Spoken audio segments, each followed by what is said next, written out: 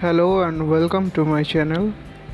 Today I am going to show you how to draw glass models easily on digital platform. Here I am using the mobile app and making a very rough sketch using my finger on screen.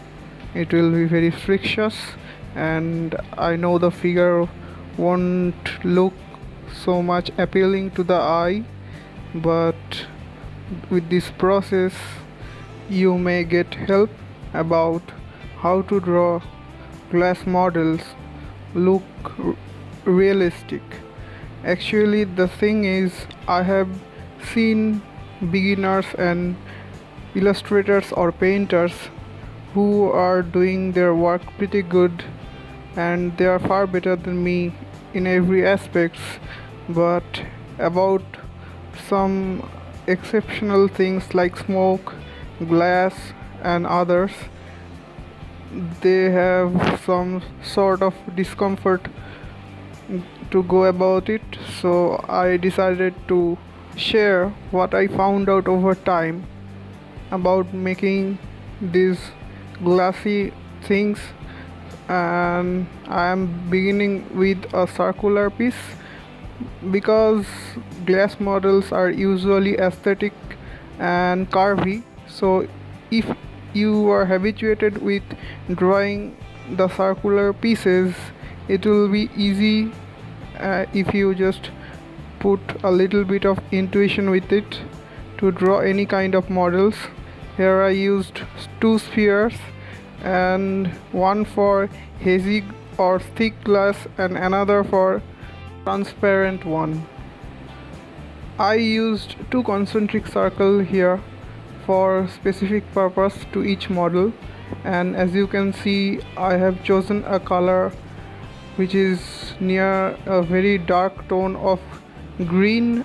As I said, the natural transparent color of glass by the law of its inner refraction is a tone of green and a light tone of blue. So if you want a realistic effect on your transparent glass with decent background colors, you can use colors to the thin model, but for the thick glass model it's good to use greenish or light bluish tone.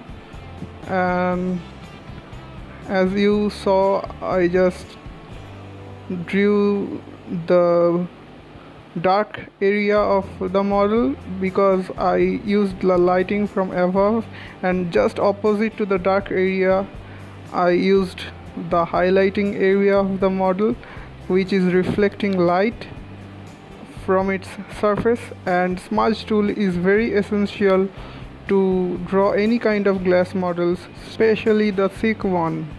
Now for the contour, which is very necessary for the thick and thin both models.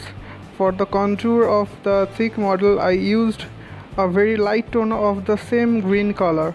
I just shifted the tone to the minimal that is good viewing for the eye, and for the inner glow, that is, you can see I am extending the inner part to ellipsoid structure.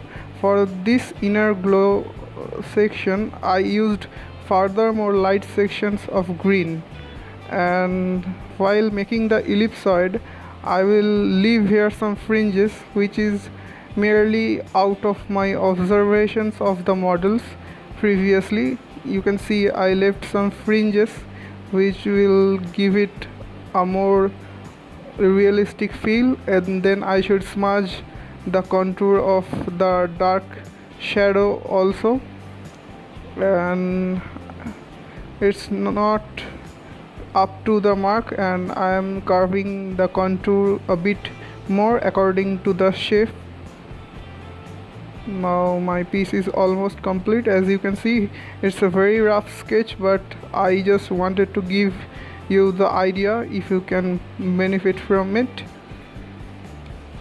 And you could have used any kind of circular tool or with a bit more control and patience, you could have drawn any kind of beautiful pieces.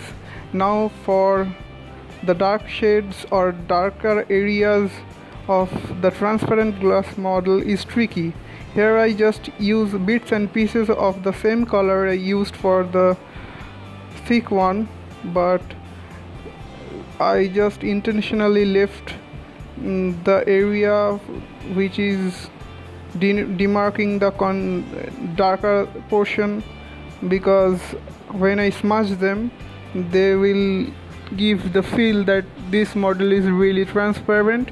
But the trick for making transparent model is that when I am doing the contour of it, I am keeping in mind that I will use orange background for the model, so I used it on the bit of reddish side, because in transparent models background plays an important role about its look and feel, whereas I used the greenish tone for the thick glass model. But here, as I am choosing orange background, so on bit of the reddish side I drew the contour, and now I am smudging for the shade area of the model. You can see the line was intentionally kept there, and it is adding to the look and feel. And you have to keep in mind that the type of highlighting area and shading area I drew with the help of two concentric circles to the different models are not same. You could have seen that the highlight area in the thick model was in touch with the contour in both the sides, but here the highlight area in the transparent model is attached with its contour at the top, and its bottom is directly connected with the inner section which is left empty here. So these are the things you can keep in mind, but they're purely observational. You always have to learn from reference.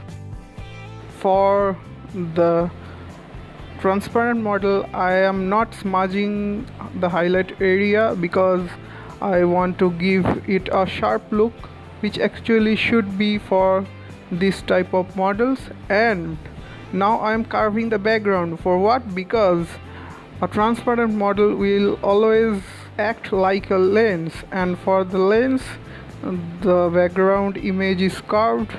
As you can see, there are other bits and pieces which I didn't mention before, such as the inner glowing area of the hazed glass model is made ellipsoid, but it was not extended to the any part of the contour, or you can say the shaded area. But for the transparent glass model, the inner area which is actually left empty is extended to the part of the contour, and the highlighted area is somewhat invading in the transparent one.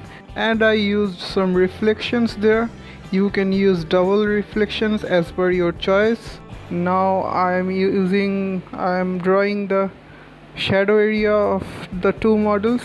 For hazy or thick glass model, you just have to shift the saturation of the color you used for your darkest part of the model.